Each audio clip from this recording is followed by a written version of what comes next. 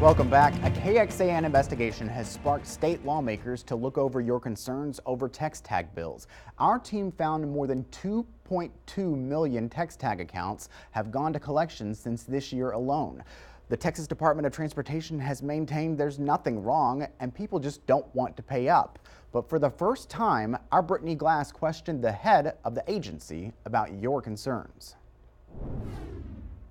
Remember, we received hundreds of bills from viewers in recent weeks that we took straight to the top of TxDOT for answers. Today, the agency's executive director tells us they've reviewed those bills, and the reason customers are surprised by sudden collections letters, fees they didn't even know were adding up, is because he says the customers didn't have their correct address listed, meaning the bills went to the wrong address. Because we did not have that information available to us. Why was the collections agency able to identify their new address, but TxDOT was not? Yeah, they have different methods available to them. TxDOT Executive Director James Bass said that was the case with more than a quarter of the bills we handed over. The system, he says, worked the way it was meant to nearly every time, and for the few when it didn't, TxDOT is trying to help. And we're going to work with customers to address and resolve any issues they may have. But the issue isn't always listing the wrong address. Some of the biggest bills we've seen, the address was correct on the toll bill and the collections letter, like this Pflugerville woman's. Still, she says customer service was unable to explain why a $730 toll charge somehow racked up more than $11,000 in late fees. And there are plenty of complaints that have nothing to do with an address. Like this customer who tells us he has a credit card on file, but after receiving his bill, he looked and it hasn't been charged since June. Or this woman who says the toll reader inexplicably could not read her text tag on a few occasions. We've assumed. It was clear during the first Senate Transportation Committee hearing since our investigation aired, when it comes to Texans' money, lawmakers want more transparency from Bass and his agency. I went through 3 tolls, but by the time I paid my bill, it was, $45 instead of $4. Senator Lois Kolkhorst told us she wasn't surprised to hear more than 2 million text tag accounts have been sent to collections this year. And I am putting pressure on you because we can't have a lot of mistakes. Many of them, she's learned, are her own Central Texas constituents. Toll roads could almost become like a new utility bill. I'm worried about the working citizen that has a new utility bill every month that is taking away from their disposable income, which funds and fuels our economy and their way of life. The executive director did tell us since TxDOT believes one of the big problems was bills going to the wrong addresses, the agency will soon provide an option for customers to provide their email address. So hopefully that will prevent future frustrations and make the process a whole lot easier. Reporting at the Capitol, Brittany Glass, back to you. Thank you, Brittany. The Texas Department of Transportation will drop a financing idea for toll projects after state leaders expressed big concerns. The idea was an accounting trick. Voter-approved money would only be used for main lanes. Taxes and federal loans would pay for toll lanes on the same roads.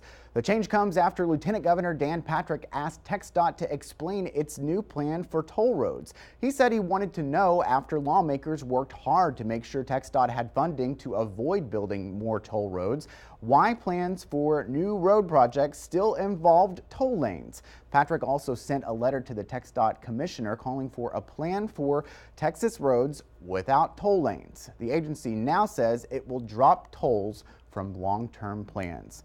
The Texas judge, known for his online personality, faced tough criticism in Washington over things he's posted on social media.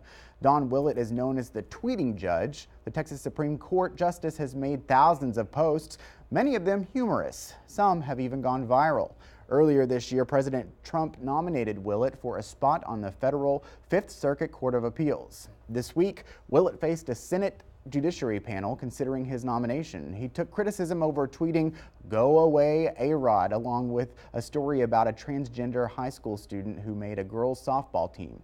Here's the exchange with Democrat Al Franken.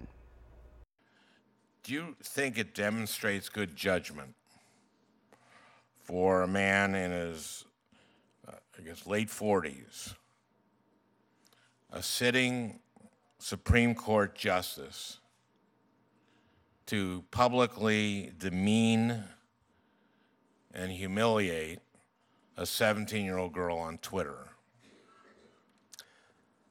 Senator Franken, I believe that every child is a gift. Every child is a blessing. No one is due disparagement. I would never disparage or demean anyone. As I mentioned earlier, Well, wait a the minute. timing of that, the timing of that tweet was right after Alex Rodriguez dropped his lawsuit against Major League Baseball. He was going to accept a year-long suspension from baseball. It happened exactly when that tweet went out. It was an A-Rod tweet, not a transgender tweet. And I know you would have. Why did you post this along with it? Or why did you? I think it was a. Why did it accompany this? I think it was article? a ham-handed attempt at levity and at comedy. And I know yours, in your experience, your comedy never falls flat, but mine does. Later in the hearing, Republican Senator John Kennedy from Louisiana also criticized Willett for his tweets. The senator told Willett he should take his wife's advice and stop posting on social media. Willett said he would think about it. Ironically, just a day after his exchange with Willett, Senator Franken found himself having to explain his own attempt at humor. The Minnesota senator now faces an ethics probe after he was accused of forcibly kissing and groping a woman on a USO tour more than a decade ago. Franken apologized and said he was trying to make a joke that clearly was not funny. The senator said he will cooperate with the ethics probe. We'll be able to save lives in the future by stopping people like this Sutherland Springs shooter from getting a legal weapon in the first place. A Texas senator works to win support for a plan to keep guns away from people who should not have them. How he's reaching across the aisle in Washington to make it happen.